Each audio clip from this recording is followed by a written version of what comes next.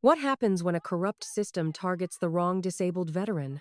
Meet Mara Quinn, a 22-year-old Navy SEAL, and her highly trained German Shepherd, Titan. When street thugs attack a wheelchair-bound Gulf War hero, they don't expect a one-woman tactical strike.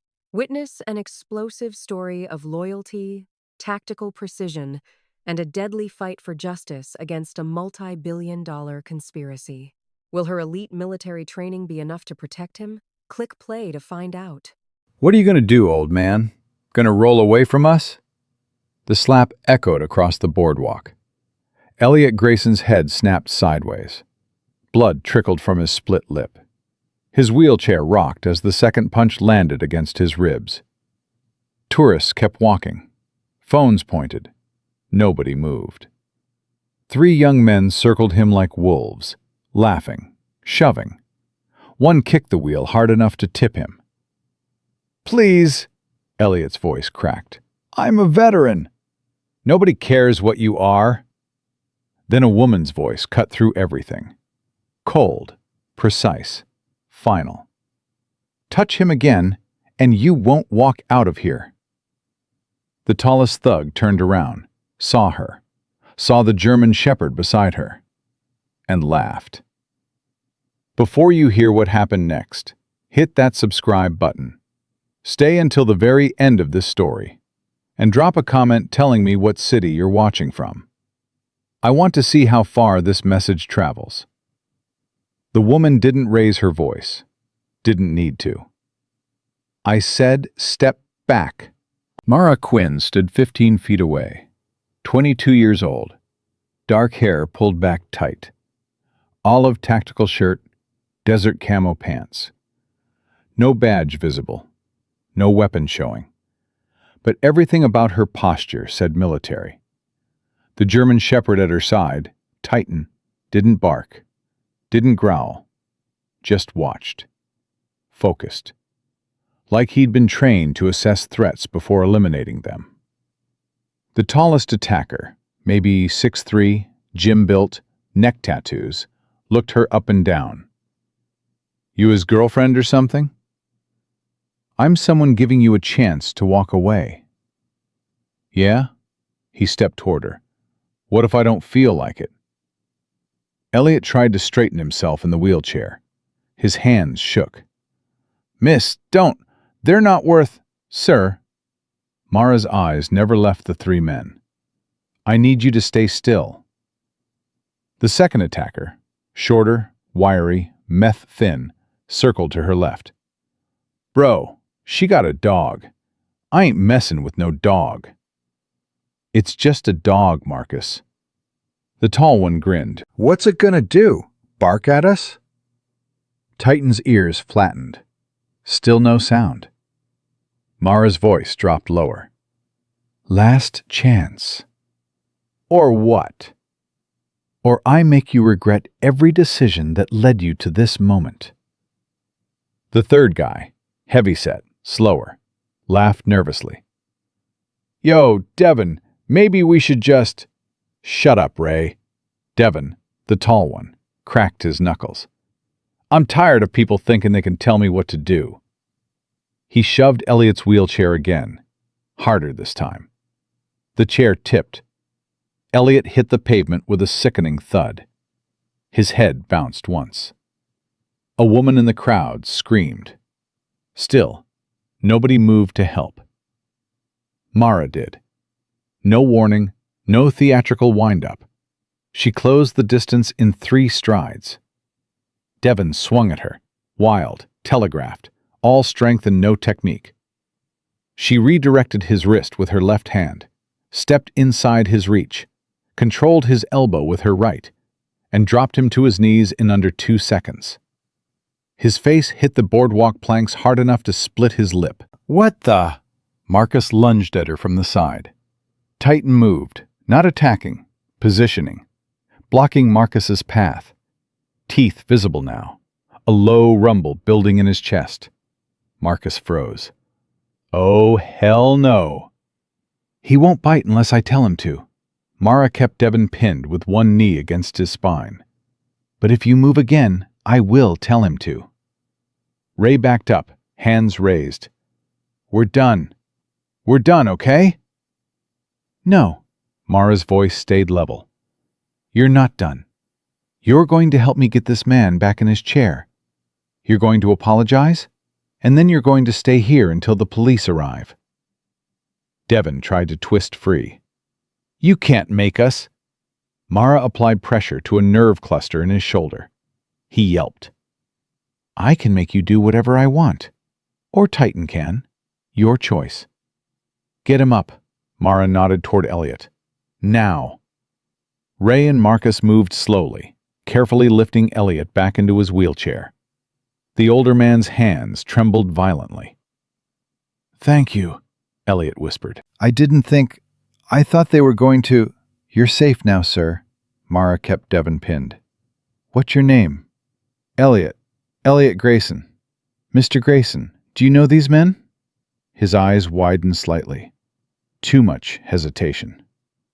No, never seen them before. You're lying. Devon laughed into the boardwalk.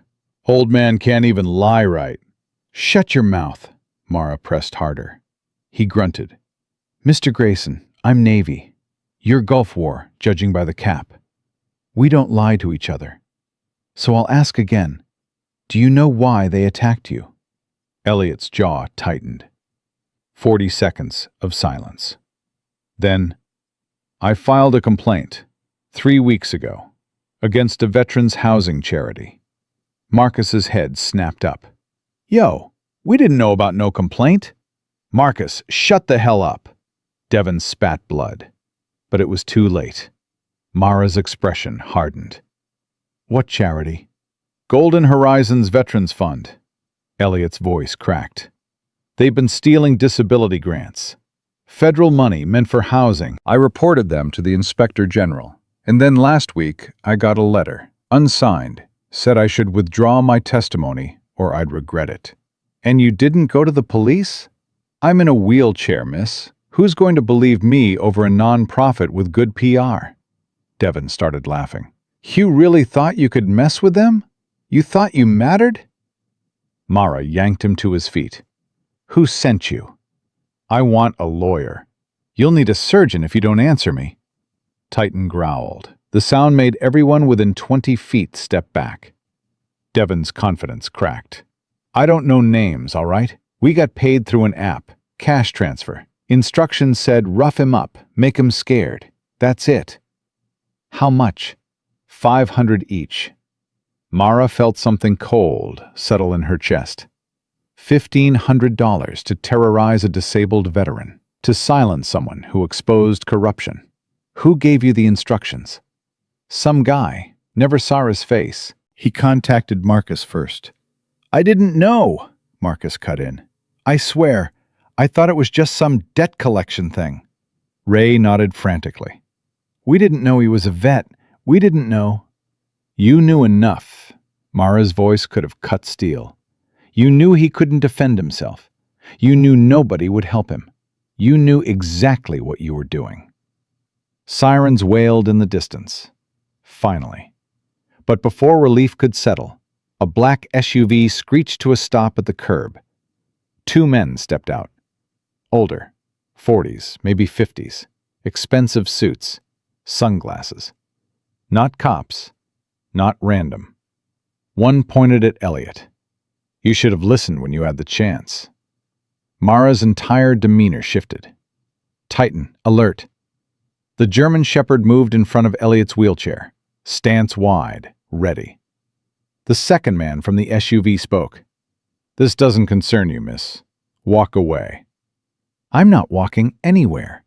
You don't know what you're getting into. Then explain it to me. The first man stepped closer. That man behind you destroyed good people's reputations, a charity that helps thousands of veterans, all because he wanted attention. Elliot's voice shook with rage. You stole $30 million. We managed resources appropriately. You bought vacation homes with grant money. The man's face went cold. Accusations like that ruin lives, Mr. Grayson. We gave you a chance to retract them. By sending thugs to beat me? by offering you a peaceful resolution. You chose violence. Mara couldn't believe what she was hearing. He chose violence? He's in a wheelchair. He chose to lie about good people. Show me the financial records then. Prove him wrong. Silence. The second man reached inside his jacket. Titan's growl deepened. Mara moved between Elliot and the SUV. Don't. We're leaving, and Mr. Grayson is coming with us. Over my dead body. That can be arranged. The man drew a pistol. The crowd scattered. Screams erupted. Mara didn't flinch. You really want to shoot a Navy SEAL on a public boardwalk? His hand wavered. You're bluffing. Try me. Titan barked once. Sharp. Authoritative. The man with the gun hesitated. You could see the calculation in his eyes.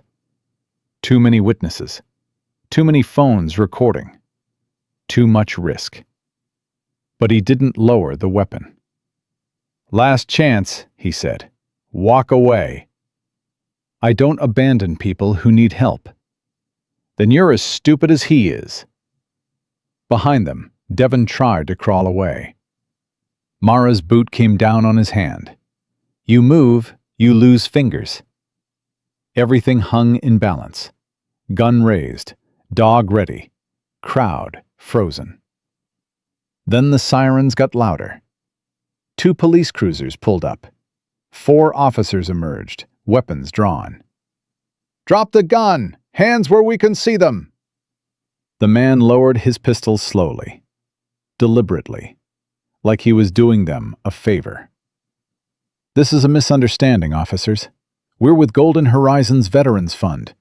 This woman assaulted 3 young men and threatened us. One of the cops, older, gray in beard, looked at Mara. That true? Those 3 men attacked Mr. Grayson. I intervened. These 2 showed up after and pulled a weapon. The officer's eyes shifted to Elliot. Sir, what happened? Elliot opened his mouth, closed it, looked at the men from the SUV. Fear. Pure, paralyzing fear. Sir, the cop repeated. Elliot's voice barely came out. I don't want any trouble. Tell them, Mara urged. Tell them what you told me. I can't. Mr. Grayson, you don't understand. His eyes filled with tears. They know where I live. They know my daughter's name. They know everything. If I talk, they'll... One of the suited men smiled. Will what, Mr. Grayson? The cop stepped forward. Everybody calm down. We're going to sort this out at the station.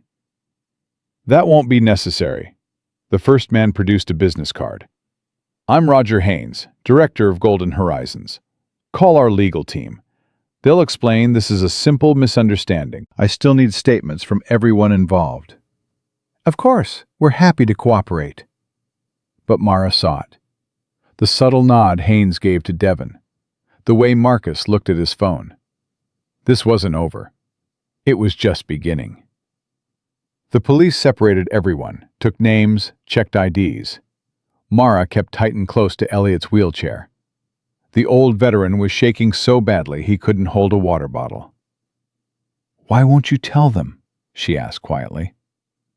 Because telling the truth got me beat up on a public boardwalk in front of hundreds of people, and nobody helped me. His voice broke. Nobody except you. And now you're involved too. And I'm sorry. I'm so damn sorry. Don't apologize for being brave. Brave? He laughed bitterly. I'm terrified. Brave people are always terrified. That's what makes it brave. Titan rested his head against Elliot's leg. The gentleness in the gesture made the old man cry. What kind of world is this? Elliot whispered. Where people get punished for doing the right thing? Mara didn't have an answer, but she knew one thing for certain. This wasn't random violence. This was organized corruption. And it went deeper than 3 thugs and 2 men in suits. This was war, and Elliot Grayson had just enlisted a Navy SEAL, whether he wanted to or not. The police let everyone go 2 hours later. No arrests. Not even Devon and his crew. Conflicting statements, the gray-bearded officer explained. We need more evidence before we can charge anyone. Mara watched Roger Haynes walk back to his SUV. He turned once, locked eyes with her, smiled. That smile said everything. You can't touch us. Elliot sat in his wheelchair by the patrol car, head down, defeated. Mr. Grayson, Mara crouched beside him. Where do you live? Lincoln Towers, senior apartments off Harbor Drive. You can't go back there tonight. His head snapped up. That's my home. And they know the address. You heard them. They know where you live. They know your daughter. I don't have anywhere else to go. Yes, you do, Mara stood. You're coming with me. Miss, I can't. It's Lieutenant, and you can. Titan, heel. The German Shepherd moved to her side instantly. Elliot's voice cracked. Why are you doing this? You don't even know me. I know enough. You're a Gulf War veteran who reported corruption and got beaten for it. That's all I need to know. But your career, if you get involved with this mess, I'm already involved. So let's stop wasting time arguing about it. Mara pushed his wheelchair toward her truck, a dark blue Ford F-150, parked 3 blocks away. Nobody followed them, but she checked anyway. Old habits. Getting Elliot into the passenger seat took effort. His legs didn't cooperate. His left arm shook too badly to grip anything. I'm sorry, he kept saying. I'm sorry you have to do this. Stop apologizing. Mara folded the wheelchair, loaded it in the truck bed. You didn't do anything wrong. Titan jumped into the back seat, panting slightly. As Mara drove, Elliot stared out the window. Silent for 10 minutes. Then, my daughter's in Phoenix. She doesn't know about any of this. Does she call you often? Every Sunday, like clockwork. That's today. I know. His voice dropped. I don't know what to tell her. Tell her the truth. The truth terrifies her. She already worries about me being alone. If she finds out I got attacked... He stopped. She'll make me move to Phoenix. Put me in a facility. I can't do that. I can't lose my independence. Mara understood. Freedom mattered more than safety to men like Elliot. Always had. Then we make sure she doesn't have to worry. How? By fixing this. Elliot laughed, harsh, bitter. You can't fix corruption, Lieutenant. Not when it's got money and lawyers and connections. Watch me. Mara's apartment was small. 3rd floor, no elevator. She carried Elliot up the stairs while Titan bounded ahead, scouting. Inside, she set him on the couch, got him water, made coffee. I need names, she said. Everyone involved with Golden Horizons. Board members, staff, donors, everyone. I have files at my apartment. Too dangerous. Then I can't help you. Mara pulled out her phone. Give me your address. I'll get them. No, absolutely not. If they're watching... They won't see me. Lieutenant. Mara. And I've extracted intelligence from hostile territory. I think I can handle one senior apartment building. She went alone.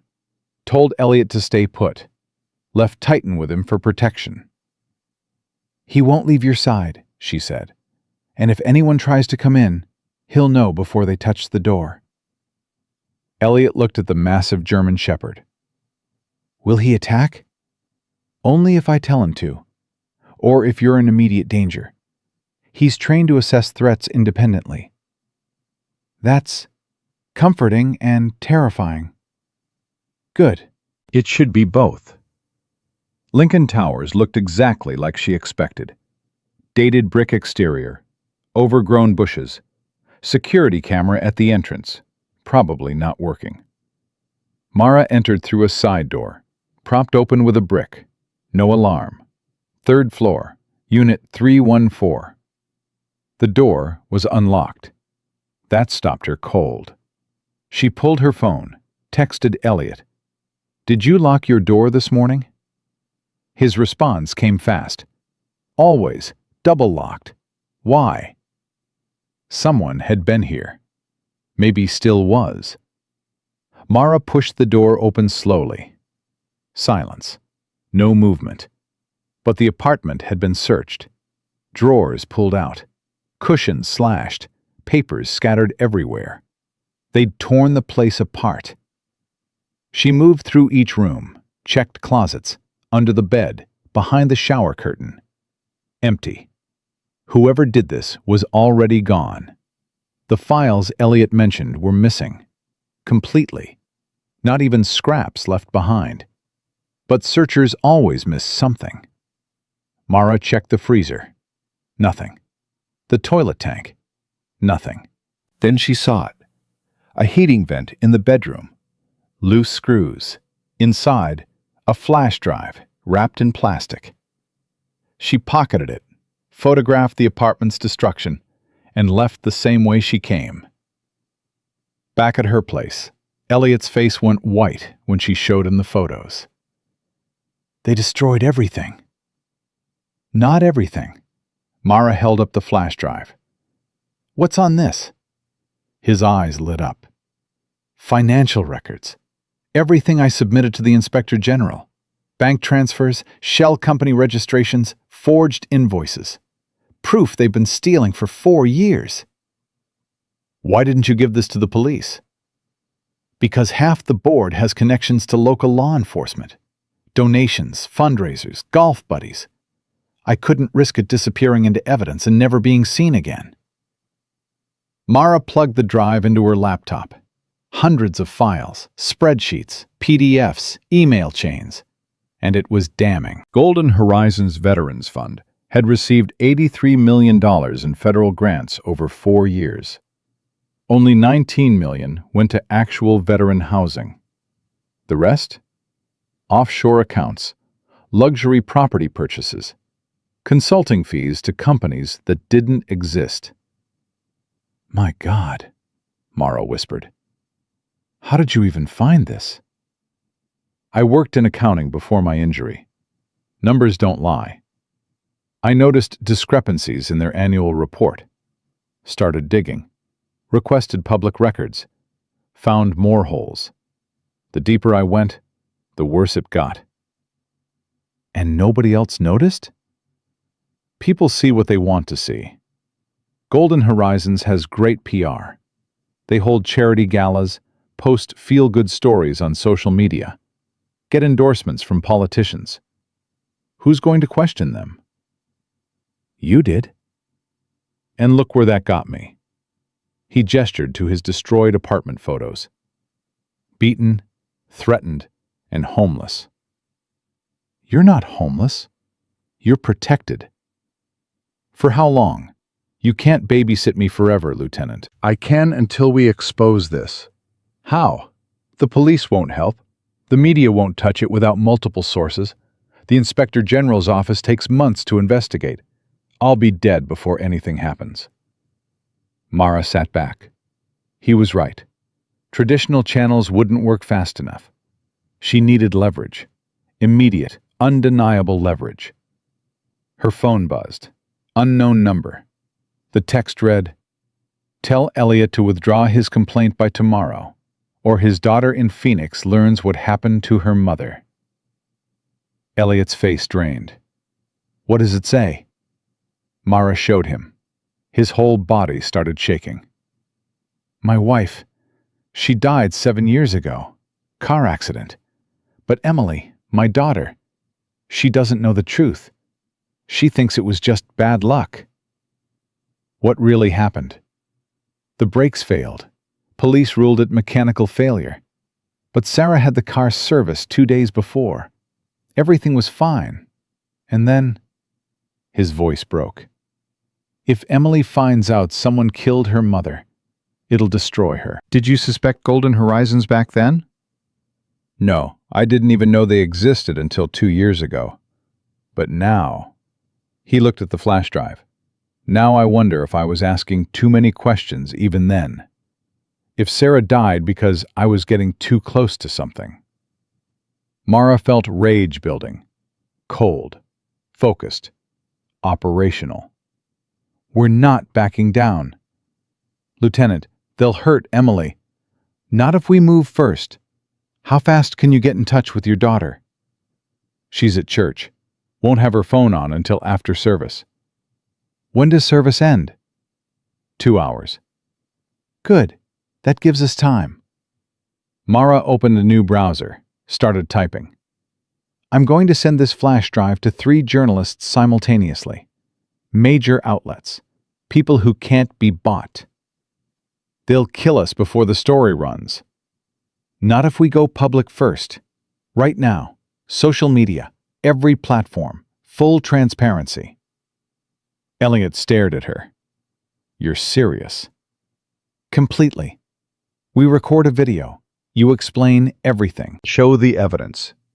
Tag every news organization, every veterans group, every politician. Make it too big to ignore and too public to silence.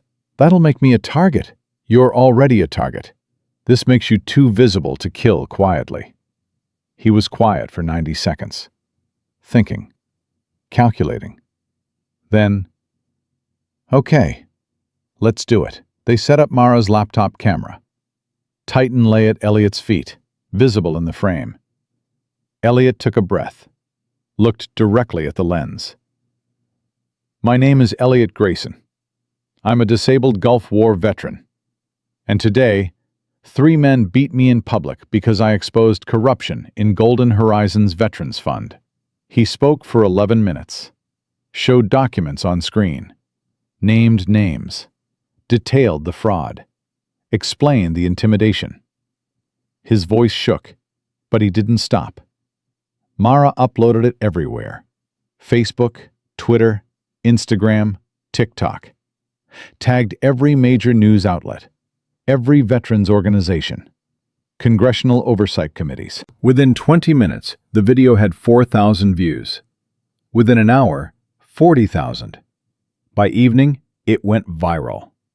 Mara's phone exploded with calls, news requests, interview offers, threats. So many threats. One voicemail stood out. You just killed him. And yourself. Nobody can protect you now.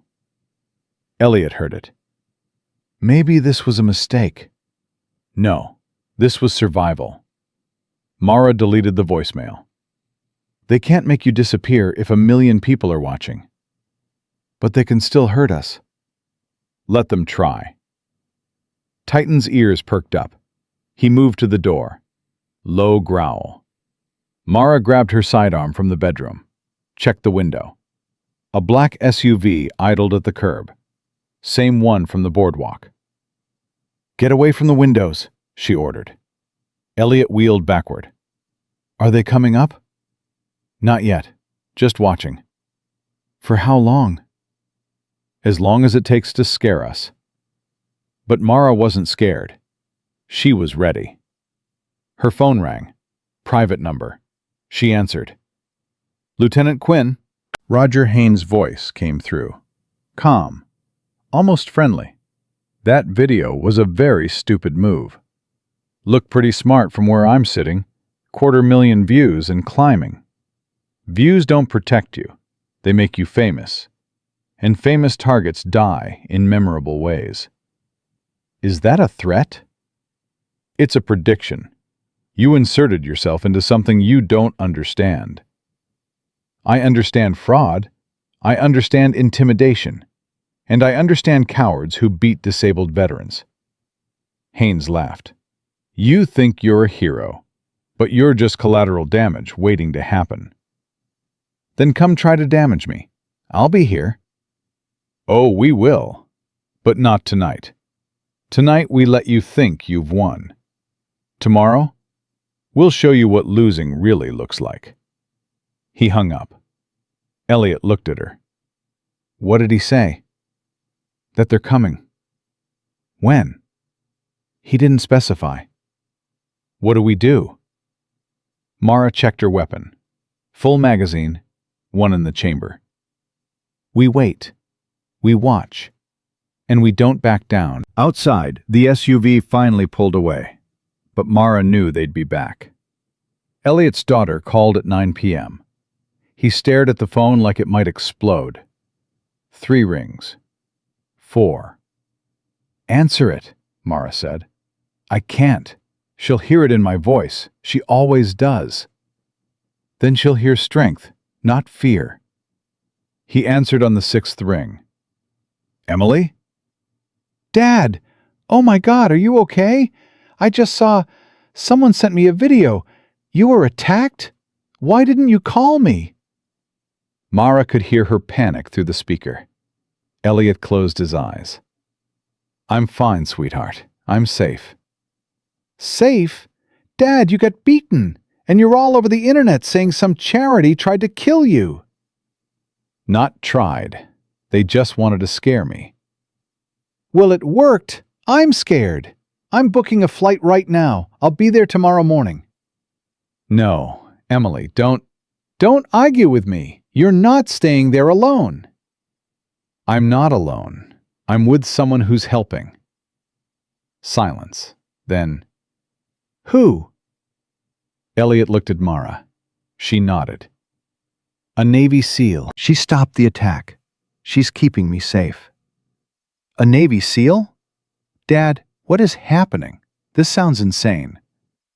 "It is insane, but it's also true, and I need you to stay in Phoenix." "Absolutely not." "Emily, listen to me. The people who did this, they know about you. They threatened you. If you come here, you put yourself in danger." Her breath caught. "They threatened me?" "Yes, so please, stay where you are. Stay safe. Let me handle this." "You can't handle this. You're in a wheelchair." The words hung there. Brutal. Honest. She gasped immediately after saying them. "Dad, I didn't mean—" "You did, and you're right. I can't fight them physically, but I can fight them legally, and that's exactly what I'm doing." "By posting videos? By making yourself a target?" "By telling the truth. Someone has to." Emily's voice broke. "I already lost Mom. I can't lose you too." Elliot's hands trembled. "You won't. I promise." "You can't promise that." "Then I'll try my damnedest. How's that?" A long pause, then a shaky laugh. "That's more honest." "I learned from the best. Mom always said you were stubborn. She was right about most things." "Dad?" Emily's voice dropped. "Is this about Mom? The people you're investigating? Did they have something to do with her accident?" Mara watched Elliot's face crumble. "I don't know," he whispered. "But I'm going to find out." After he hung up, Elliot sat motionless for 5 minutes, just breathing, processing. "She's terrified," he finally said. "She loves you. That's what love looks like when someone you care about is in danger." "I told her I'd be okay. I don't know if that's true." "Then we make it true." Titan's head lifted, alert, focused on the door again. Mara moved to the window. The SUV was back. But this time 2 men got out, started walking toward her building. "We've got company." Elliot wheeled closer. "What do we do?" "You stay here. I go down." "That's suicide." "That's tactical advantage." "Titan, guard." The German shepherd positioned himself between Elliot and the door. Ready. Waiting. Mara grabbed her sidearm, tucked it behind her back. left the apartment, locked the door. She met them in the lobby. Same two men from the boardwalk, Roger Haynes and his partner, taller, quieter, meaner looking. Lieutenant Quinn. Haynes smiled like they were old friends. We need to talk. So talk. Privately. This is private enough. The tall one stepped forward. We're not asking. Mara didn't move. And I'm not going anywhere with you. Haynes sighed. You're making this harder than it needs to be. Good. I specialize in making things hard for people like you. People like me? You don't even know who I am. I know exactly who you are. You're a thief who preys on veterans. You're a coward who sends thugs to beat disabled men. And you're a criminal who's about to spend the next decade in federal prison. Haynes laughed. Actually laughed. Is that what you think? That your little video changes anything? It's already changed everything. 500,000 views, trending on 3 platforms, news stations calling for comment, congressional offices asking questions. Yeah, I'd say it changed things. Views aren't evidence. Lawyers will crush this in discovery. Elliot Grayson is a disgruntled veteran with no credibility. He has financial records, bank transfers, email chains. That's not credibility, that's proof. Proof that can disappear. Already backed up in 6 different locations, including with a federal prosecutor friend of mine. So even if you kill us, the evidence stays alive. The tall man's hand moved toward his jacket. Mara's hand moved faster, gun drawn, aimed center mass in under a second. Don't. He froze. Haynes raised both hands slowly. Easy, Lieutenant. We're just here to make a deal. I don't deal with criminals. Everyone deals. That's how the world works, not my world. Then you're living in a fantasy. Let me tell you how this plays out. That video gets discredited. Elliot gets painted as mentally unstable. You get investigated for assault. Those 3 boys from the boardwalk, they're filing charges. Self-defense becomes assault when you're military attacking civilians. Your career ends. Elliot ends up in a care facility, and Golden Horizons continues helping thousands of veterans. By stealing from them. By managing resources, there's a difference. 83 million in grants. 19 million actually spent on housing. Where'd the rest go, Haynes? His smile faltered, just for a second. You have no idea what you're talking about. Offshore accounts in the Caymans, luxury condos in Miami bought through Shell LLCs, consulting payments to companies that don't exist. Should I keep going? The tall man spoke for the first time. She knows too much. Clearly. Haynes' eyes went cold. Which is why we're offering one final chance. Walk away. Take Elliot somewhere quiet. Retract the allegations. Everyone lives. And if we don't, then everyone doesn't. That's a death threat. You just threatened to murder a federal officer and a protected witness. Haynes stepped closer, voice dropping. A threat requires proof. And right now, it's your word against ours. Who do you think people will believe? A respected charity director? Or a disgraced SEAL with a history of violence? I don't have a history of violence. You will by tomorrow. Assault charges, restraining orders, psychological evaluation requests. We've already filed the paperwork. Mara's jaw tightened. You can't fabricate that. Watch us.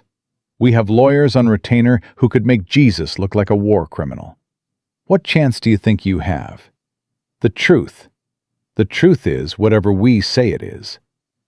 Something snapped in Mara.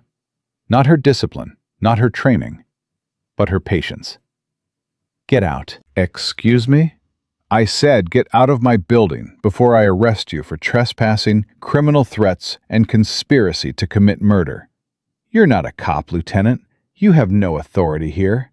I have a gun and a very short temper. That's authority enough. The tall man's hand moved again. Mara fired. A warning shot into the wall 6 inches from his head. The sound echoed like thunder. Both men jumped. Haynes's face went white. The next one goes through bone. Your choice. They backed toward the door, slowly, hands visible. This isn't over, Haynes said. I know, but tonight is. Don't come back. After they left, Mara's hands shook. Adrenaline crash. She leaned against the wall, breathing hard. Upstairs, she found Elliot standing, actually standing, holding onto the kitchen counter for support. Titan beside him, ready to catch him if he fell. You fired your weapon. Warning shot. They'll use that against you. Let them. I'm done playing nice. Elliot lowered himself back into the wheelchair. What did they want? To scare us into backing down. Did it work? What do you think? He smiled, tired, genuine. I think you're the most stubborn person I've ever met. I've been called worse. Mara's phone buzzed. Email from an unknown address. Subject line. You were warned. She opened it. Photos. Dozens of them. Emily in Phoenix, getting coffee, walking to her car, entering her apartment building. All taken within the last 3 hours. Time-stamped. Geotagged. Proof they were watching her right now. The message below read, withdraw the complaint by sunrise, or she never makes it to work tomorrow. Elliot saw Mara's face. What is it? She showed him. All the color drained from his cheeks. They're in Phoenix. They're watching her. We need to call her, right now. Elliot dialed. It went to voicemail. He tried again. Voicemail. She's asleep. She always turns her phone off at night. Give me her address. Why? Because I'm calling Phoenix PD, getting a patrol car to her building. They won't believe you. They will when I tell them there's a credible threat against a witness in a federal fraud investigation. Mara made the call, gave Emily's address, explained the situation. The dispatcher promised to send a unit immediately. 20 minutes later, a Phoenix officer called back. Ma'am, we did a welfare check. Miss Grayson is fine. She came to the door. We explained the situation. She's shaken, but unharmed. Did you see anyone suspicious? No, ma'am, but we're keeping a unit nearby for the rest of the night. Relief flooded through Elliot. Thank God. But Mara wasn't relieved. She was calculating. They sent those photos to prove they could reach her, but they didn't actually hurt her. Why? Because they wanted to scare us. No, because they're not ready to cross that line yet. Murder draws federal attention. Intimidation is harder to prosecute. They're still hoping we'll fold. Will we? Mara looked at him. Really looked at him. Saw the fear, the exhaustion, the weight of everything pressing down on him. That's your call, Elliot. This is your fight. I'm just backup. He was quiet for a long time, staring at the photos of his daughter, the only family he had left. Then he looked up. If we back down, they win. And they'll do this to someone else. Some other veteran who tries to speak up. Some other family that gets destroyed. Yes. So we don't back down. You sure? No, but I'm doing it anyway. Mara smiled. That's the right answer. At 2 a.m., Mara's phone rang. Blocked number. She answered. A woman's voice, young, scared. Is this Lieutenant Quinn? Yes, who's this? My name's Rebecca. I worked for Golden Horizons, in accounting. I saw the video, the one Elliot posted. Mara's pulse quickened. Go on. Everything he said is true, all of it. I have proof, more than what he has. I've been documenting everything for 8 months, but I was too scared to come forward. And now? Now I'm more scared of staying silent. Can you protect me? Where are you? San Diego, hotel downtown. I left my apartment tonight. I think they know I'm the leak. What makes you think that? Because someone broke into my place this afternoon, trashed it, same way they trashed Elliot's. I got home, saw it, and ran. Mara looked at Elliot. He nodded. Give me the hotel name. I'll come get you. You promise you can keep me safe? I promise I'll try.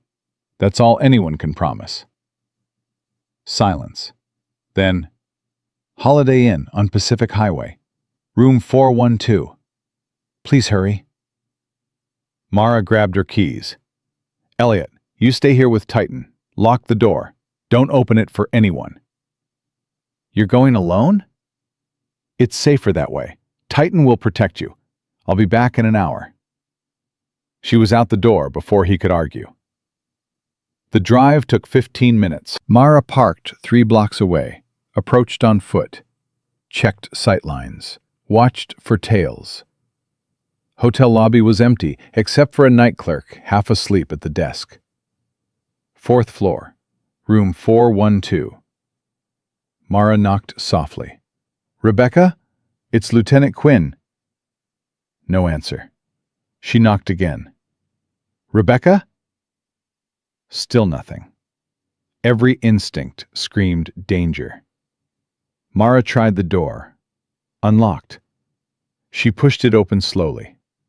The room was dark. Empty. No luggage. No signs anyone had been there. Her phone buzzed. Text from the same blocked number. Looking for someone, Lieutenant? Then another photo. Rebecca, tied to a chair, gagged, terrified. The message below. You really thought we'd let her talk? Come alone to the address below. You have 30 minutes, or she dies screaming. Mara's blood went cold. This wasn't intimidation anymore. This was war. Mara stared at the photo. Rebecca's eyes, wide with terror. The rope cutting into her wrists, blood on her lip. 30 minutes. She called Elliot. He answered on the first ring. Did you find her? It was a setup. They have her. They want me to come alone. Don't. It's a trap. I know. Then call the police. Call the FBI. Call someone. By the time they mobilize, she'll be dead. I have 28 minutes. Mara, you can't. I have to. She reached out because of us. Because she saw our video and thought we could protect her. I'm not letting her die for that. Then I'm coming with you. No, you stay put.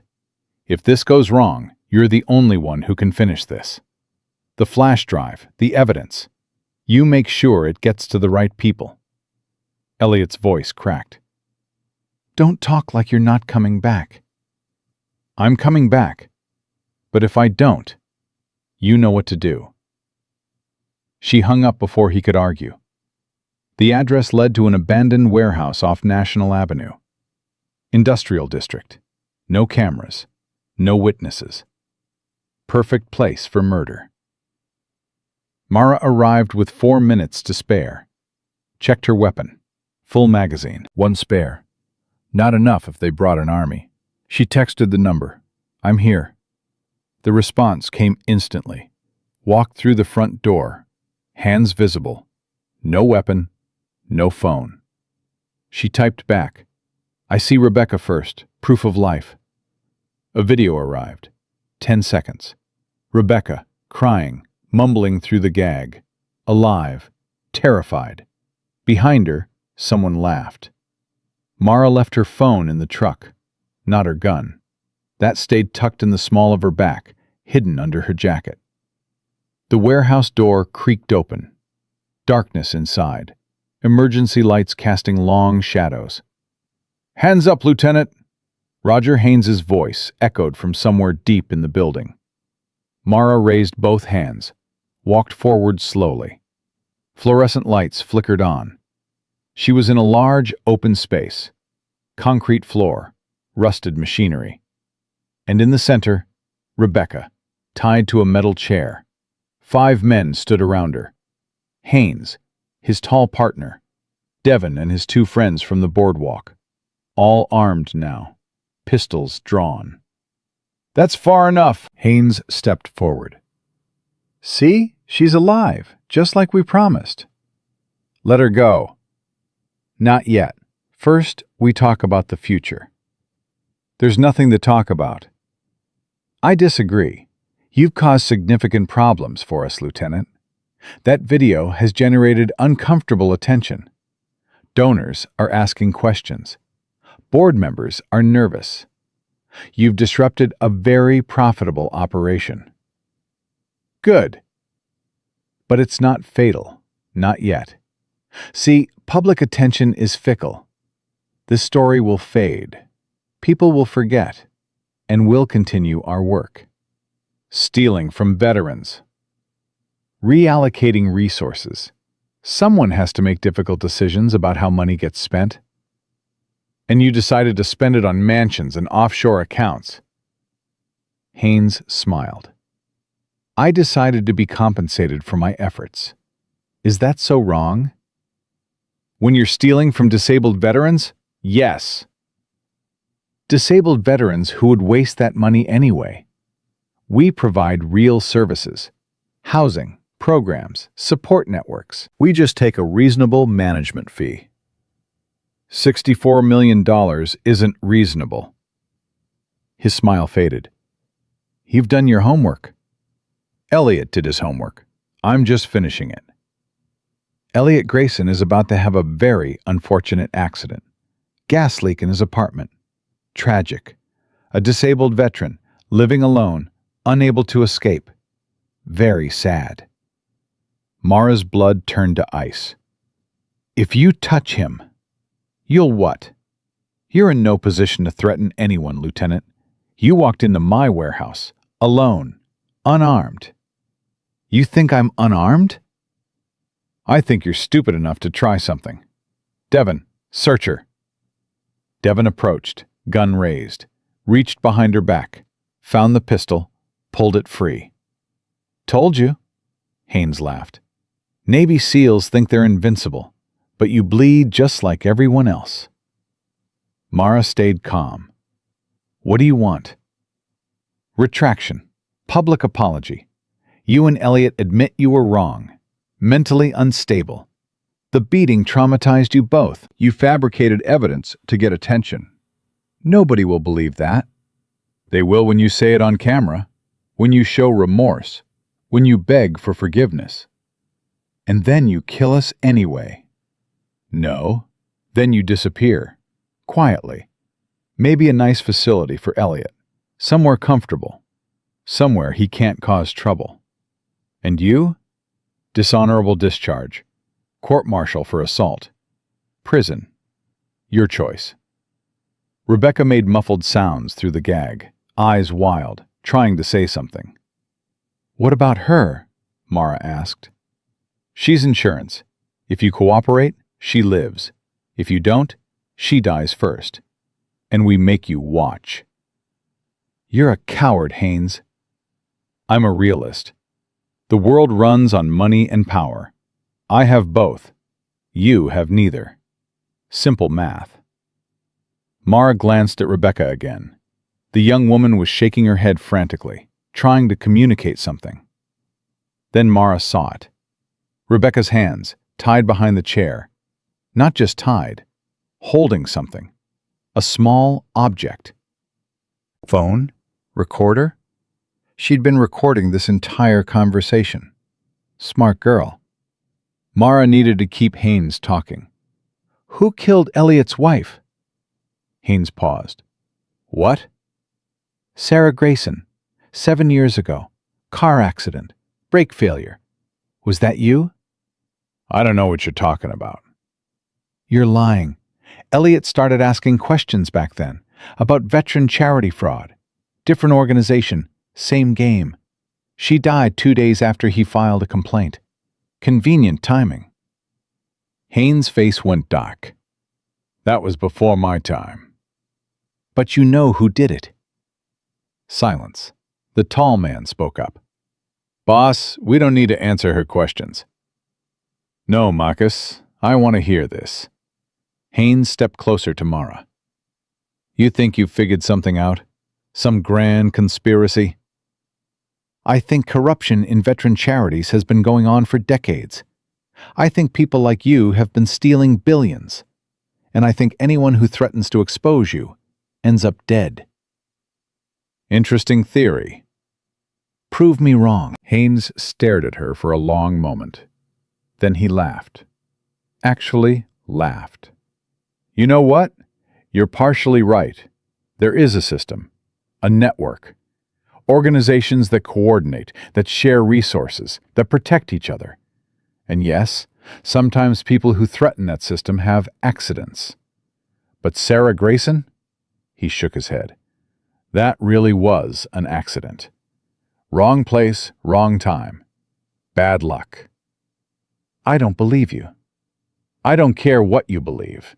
The truth is, Elliot's wife died because she was a distracted driver who didn't maintain her vehicle. Nothing more sinister than human error.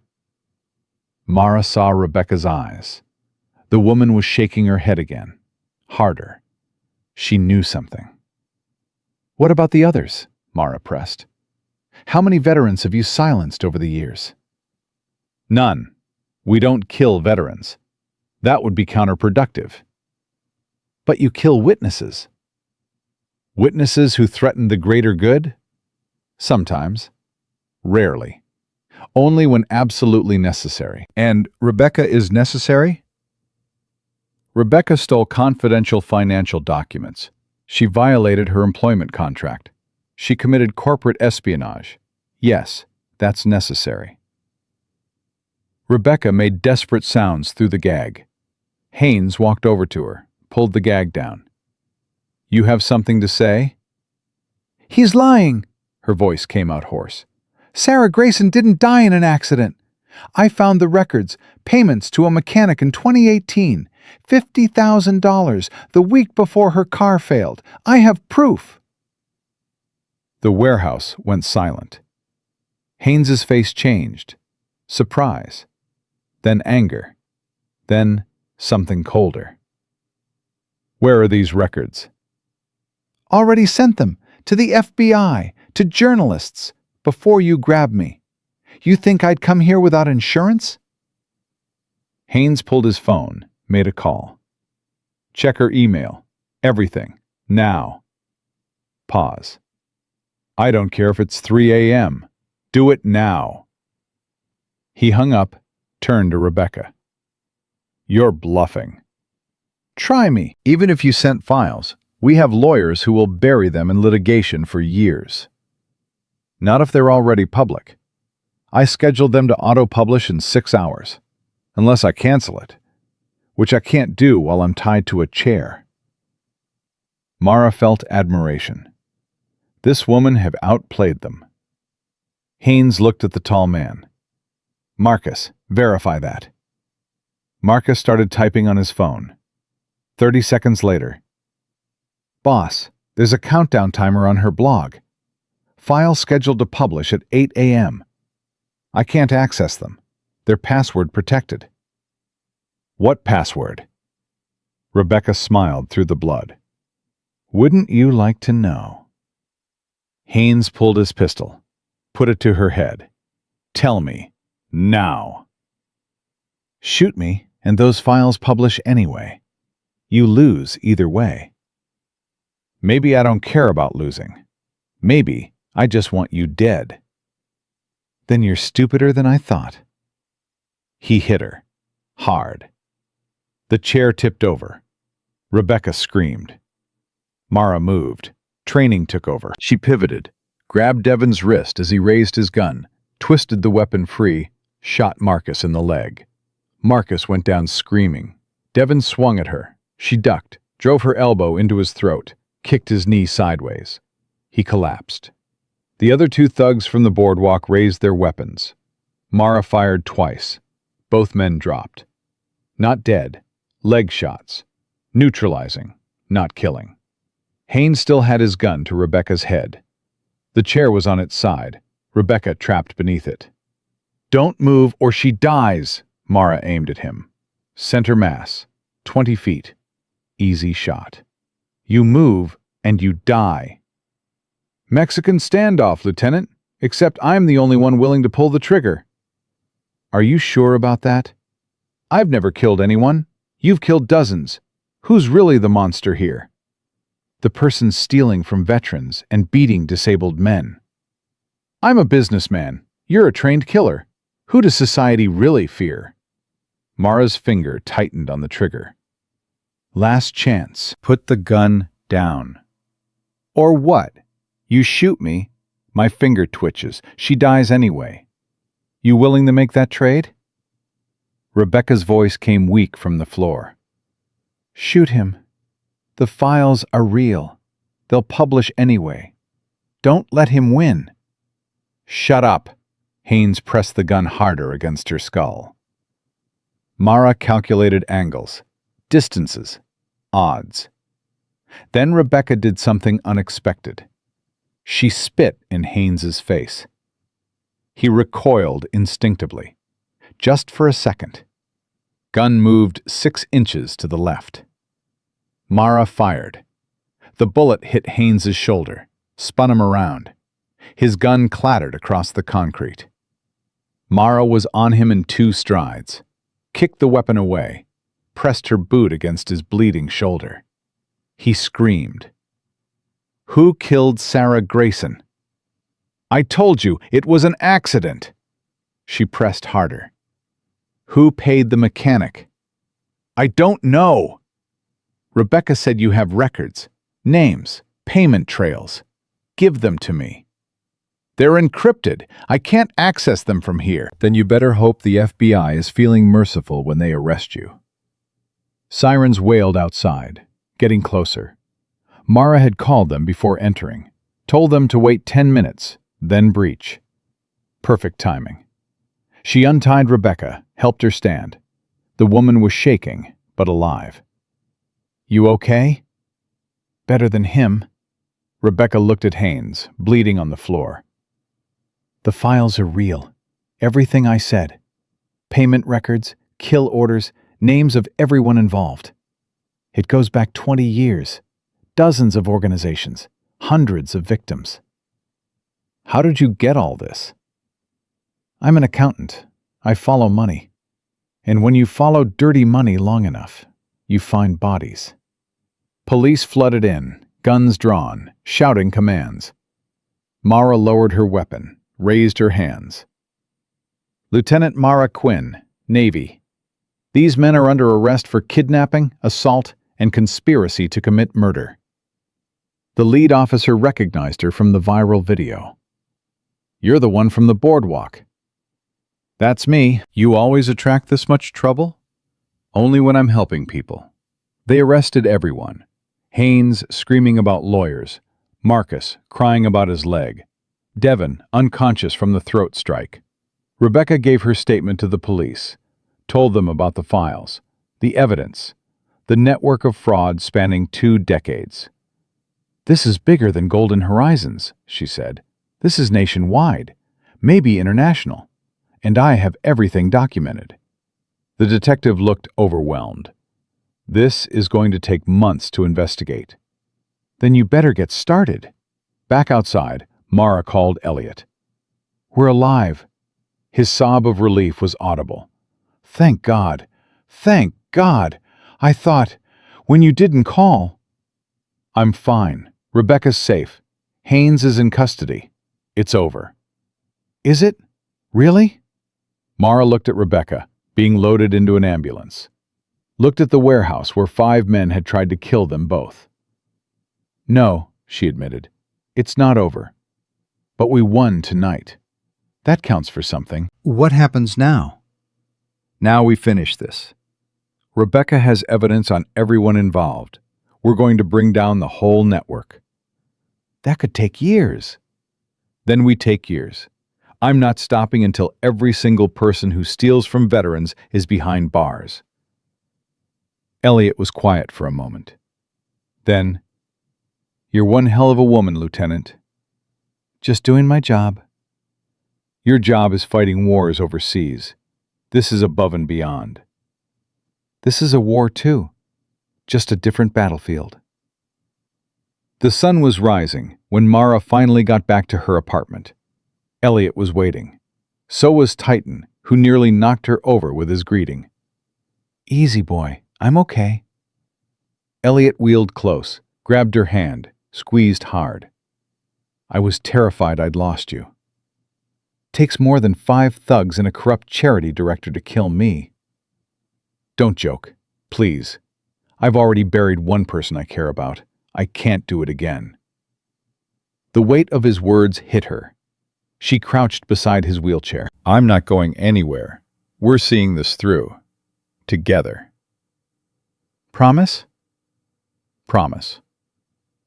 Outside, police were raiding Golden Horizon's headquarters, seizing computers, freezing accounts, arresting board members. The story was breaking on every news channel. Mara's phone wouldn't stop buzzing. Interview requests, congressional inquiries, veterans organizations wanting to help. The video had done exactly what they needed it to do. It exposed the truth too publicly to hide.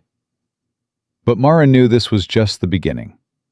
Rebecca's files would reveal connections nobody expected, names people trusted, organizations everyone believed in. The corruption went deeper than anyone imagined.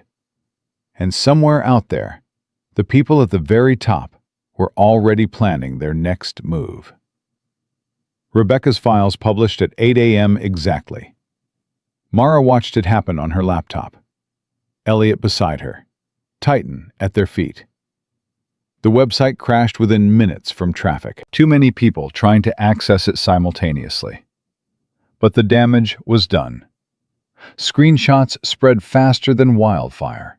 Names, dates, transactions. 20 years of fraud laid bare for the world to see. Elliot stared at the screen. "My God, I thought it was just Golden Horizons, but this..." 63 organizations across 40 states. Mara scrolled through the documents. All connected, all stealing. Over $4 billion in federal grants. How did nobody notice? People noticed. They just didn't survive long enough to prove it. Rebecca had documented 17 suspicious deaths. Veterans who filed complaints. Accountants who asked too many questions. Journalists who investigated too deeply. And there, buried in a file marked 2018 Loose Ends, was Sarah Grayson's name. Elliot saw it. His hands went to his face. "No, no, please, no." Mara opened the file. Payment records to a mechanic in Chula Vista. $50,000. 3 days before Sarah's brakes failed. Text messages between the mechanic and someone identified only as coordinator. "Job done. Brake line severed. No evidence. Looks like corrosion." Elliot made a sound Mara had never heard a human make. Grief and rage and devastation, all compressed into one horrible moment. They murdered her. They murdered my wife because I asked questions about a charity. "I'm sorry." "Sorry?" His voice broke. "Sorry doesn't bring her back. Sorry doesn't give me 7 years I lost with her. Sorry doesn't..." He couldn't finish, just sobbed. Mara let him. Sometimes there were no words. Sometimes people just needed to break. Titan moved closer, rested his head on Elliot's lap. The old veteran clutched the dog's fur like a lifeline. 10 minutes passed. Then 20. Finally, Elliot spoke. "Who ordered it?" Mara checked the files, followed the payment trail. It led to a shell company, then another, then another. 6 layers deep, she found a name. Senator Richard Caldwell. Elliot's head snapped up. The Veterans Affairs Committee chairman? The same one. He's been on that committee for 12 years. Oversight responsibility for every veterans charity in the country. And he's been protecting them. More than protecting. He's been coordinating them. Taking cuts from every organization. Rebecca estimates he's personally stolen over $200 million. A sitting U.S. senator who won't be sitting much longer. Mara's phone rang. Unknown number. She almost didn't answer. Then she saw the caller ID resolve. FBI, Field Office, San Diego. Lieutenant Quinn? Speaking. This is Special Agent Linda Chen. I'm leading the investigation into Golden Horizons. We need to talk. Now. They met at a coffee shop in La Jolla. Agent Chen arrived with 3 other agents. All business. All serious. You've created quite a situation, Lieutenant. I stopped a kidnapping and exposed fraud. That's not a situation. That's called doing the right thing. You also discharged a firearm in city limits, assaulted 5 individuals, and conducted an unauthorized investigation into a federal matter. Those 5 individuals were trying to kill me and a witness. Self-defense. We'll see what the DA says. Elliot wheeled forward. Are you seriously threatening to arrest her? After everything she did? Agent Chen's expression softened slightly. I'm not threatening anyone, Mr. Grayson. I'm explaining that this investigation is now federal, which means you both need to step back and let us handle it. You weren't handling it, Mara said. Nobody was. That's why we had to. And we appreciate your initiative. But this goes beyond San Diego, beyond California. We're talking about a nationwide conspiracy involving federal officials, nonprofit organizations, and potentially foreign money laundering. I know. I read Rebecca's files. So did we. All night. And what we found... Shen paused. Senator Caldwell is just the beginning. This network includes congressmen, state officials, charity executives, military contractors. People who are going to fight back hard. Let them fight. Lieutenant, these people have resources, power. They've already killed to protect themselves. You and Mr. Grayson need protection. We're fine. Roger Haynes posted bail 2 hours ago. Mara froze. What? High-priced lawyers. Argued he's not a flight risk. Judge agreed. He walked out of custody at 6 a.m. He kidnapped Rebecca. He tried to kill us. And he'll be prosecuted, eventually. But right now, he's free. And angry. Elliot's face went white. He knows where Mara lives. We're offering protective custody for both of you. Safe house, federal security, until the trial. How long will that take? Could be months, maybe longer. I can't hide for months. You can't fight armed criminals either, Mr. Grayson. I already did, and I won. Chen looked at Mara. Can you talk sense into him? He's right. Hiding doesn't solve anything. We expose this publicly, completely, and we make it impossible for them to retaliate without proving our point. That's not how this works. It's how it has to work. These people count on silence, on fear. We take that away from them. By making yourselves targets? By making ourselves too visible to silence quietly. Chen stared at her for a long moment. You're insane. I'm committed. There's a difference. You know what? Fine. Do it your way. But when this blows up in your face, don't say I didn't warn you.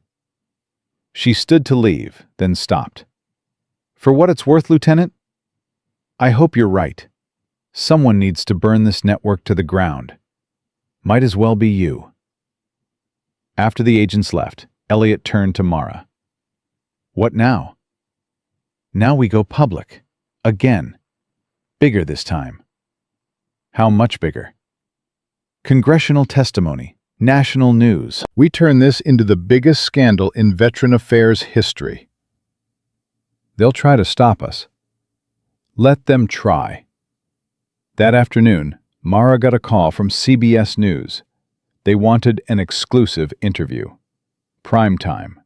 That night. She agreed on one condition. Elliot and Rebecca both appeared with her. The interview happened at 6 p.m. Millions watching live. The anchor, a veteran herself, didn't pull punches. Lieutenant Quinn, you've been called a vigilante, a hero, a troublemaker. How do you respond? I respond by asking why it took a 22-year-old SEAL and a disabled veteran to expose corruption that's been happening for 2 decades under federal oversight. The FBI says you interfered with an ongoing investigation. There was no ongoing investigation until we forced one to happen. Mr. Grayson, your wife died 7 years ago. You now believe she was murdered. Why? Elliot's voice was steady, strong. Because I have evidence, payment records, text messages, proof that someone sabotaged her car to stop me from exposing fraud. And the man who ordered it is still in office. Still making decisions about veteran welfare. Still pretending to care about people like me. You're talking about Senator Caldwell. I'm talking about a murderer who hides behind a flag pin and a Veterans Committee chairmanship. That's a serious accusation. It's the truth, and I have documents to prove it. The anchor turned to Rebecca. You worked inside this system. What did you see? I saw good people's donations stolen. I saw veterans denied housing while executives bought vacation homes. I saw anyone who questioned it get fired, threatened, or worse. I saw evil dressed up as charity. Why did you come forward now? Because I saw Elliot get beaten on camera and nobody helped him. Because I realized staying silent made me complicit. Because I'd rather die fighting this than live knowing I let it continue. The interview lasted 40 minutes. When it ended, the internet exploded. Senator Caldwell issued a statement denying everything, called them liars, threatened lawsuits, which was exactly what Mara wanted. Let him sue, she told Elliot. Discovery will destroy him. 3 days later, the FBI arrested Senator Caldwell at his home in Arlington, charged him with fraud, conspiracy to commit murder, racketeering, and money laundering. He resigned from the Senate within hours. 2 weeks after that, 47 people across the country were indicted. Charity directors, board members, politicians, accountants, lawyers. The network was crumbling. But Mara knew it wasn't over. Not yet. One morning, she found Elliot on her balcony, staring at the ocean. Quiet. You okay? My daughter's flying in tomorrow. She wants to meet you. I'd like that. She keeps asking if I'm safe now, if it's really over. What do you tell her? I tell her the truth, that justice moves slow, that trials take time, that some of these people might never see a cell, but that we won. We exposed them. We took away their power to hide. That's a good answer, is it? Because I still don't have my wife back. I still lost 7 years believing her death was an accident, and no amount of arrests changes that. Mara sat beside him. You're right. Nothing changes that. But you stop them from doing it to someone else. Some other veteran who asks questions. Some other family that gets destroyed. That matters. Does it? It's the only thing that matters.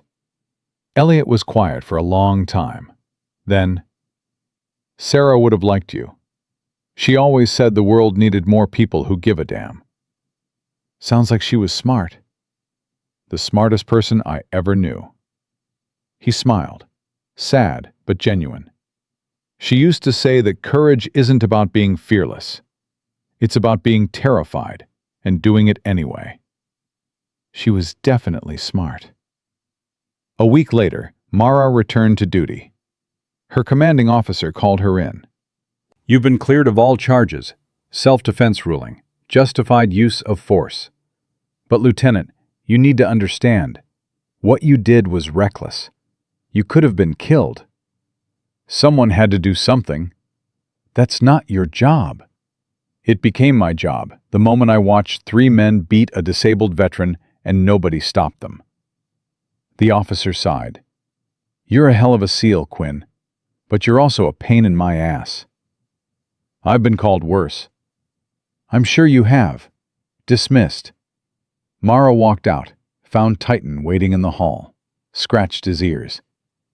"What do you say, boy? Ready to go home?" Titan's tail wagged. But home wasn't her apartment anymore. Home was wherever people needed help, wherever injustice needed confronting, wherever someone had to stand up. 2 months later, Mara attended the first trial. Roger Haynes, charged with kidnapping, assault, conspiracy. The jury deliberated for 3 hours, found him guilty on all counts. 30 years in federal prison. As they led him away, he looked at Mara. No more smiles, no more confidence, just a broken man facing consequences. "Was it worth it?" he asked. "Destroying all those lives?" "I didn't destroy anything. I just stopped letting you get away with it." 6 months after that, Mara received a letter from Elliot's daughter, Emily. "Dear Lieutenant Quinn, I wanted you to know my father is doing well. Better than he's been in years, actually. He's testified at 4 trials so far, helped convict 11 people. He says he's finally found his purpose again, making sure what happened to Mom never happens to anyone else. He also wanted me to tell you something. He said you gave him back his dignity. Not by saving him, by treating him like he mattered, like his voice deserved to be heard. Thank you for that. Thank you for seeing him when everyone else looked away. With gratitude, Emily." Mara kept that letter, read it when the world felt too heavy. Because that's what it was really about. Not the arrests, or the convictions, or the news coverage. It was about one moment on a boardwalk, when everyone kept walking, and one person stopped. One person said, "No more." One person decided that dignity mattered more than convenience. Strength isn't always loud. It isn't always dramatic. Sometimes it's just a 22-year-old woman and her dog stepping between violence and victim. Sometimes it's a disabled veteran refusing to stay silent even when silence would be safer. Sometimes it's a young accountant choosing truth over security. And sometimes justice doesn't arrive in a courtroom or a Senate hearing. Sometimes it arrives in a simple moment of courage when someone decides that doing nothing is no longer an option. The network of fraud was dismantled. $4 billion recovered. Thousands of veterans finally received the housing and support they'd been promised. But the real victory wasn't the money or the arrests. It was the message that ordinary people could stand against corruption and win, that silence could be broken, that one voice, raised at the right moment, could change everything. Elliot Grayson went back to the Piermont Harbor Boardwalk exactly 1 year after the attack. Not in a wheelchair this time. He'd been working with physical therapists, could walk short distances with a cane now. Mara walked beside him, Titan at heel. People recognized them. Some nodded, some thanked them, some just stared. One teenage boy approached, the same one who'd filmed the attack. "Mr. Grayson, I wanted to apologize for not helping, for just recording." Elliot looked at him. "You were scared. That's human." "I should have done something," You did do something, eventually. You shared that video. You made sure people saw the truth. That helped. Next time, I'll do more. Good. The world needs more people willing to do more. As they walked away, Mara asked, "You really forgave him?" He was a kid. We all fail sometimes. What matters is learning from it. You're a better person than I am. No, I'm just tired of carrying anger.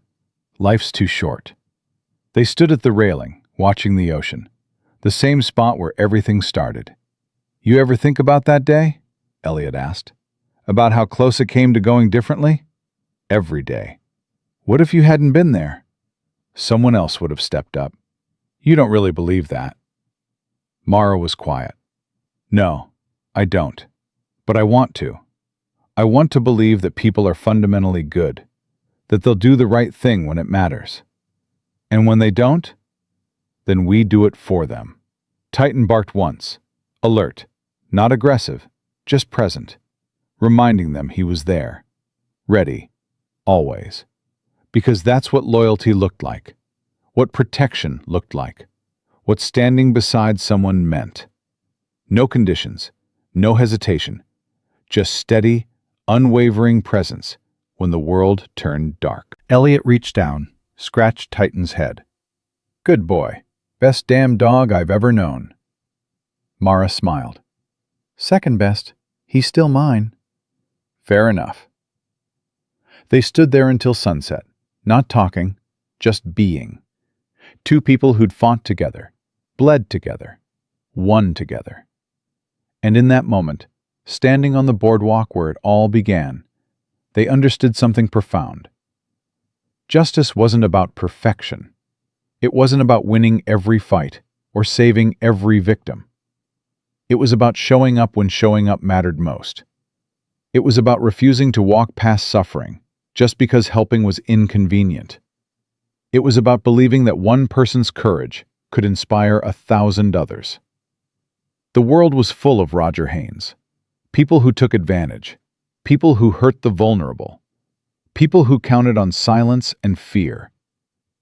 But the world was also full of people like Elliot Grayson, like Rebecca, like every veteran who refused to give up, even when giving up would be easier. And as long as those people existed, as long as someone was willing to step between cruelty and victim, as long as one voice refused to be silenced, hope remained.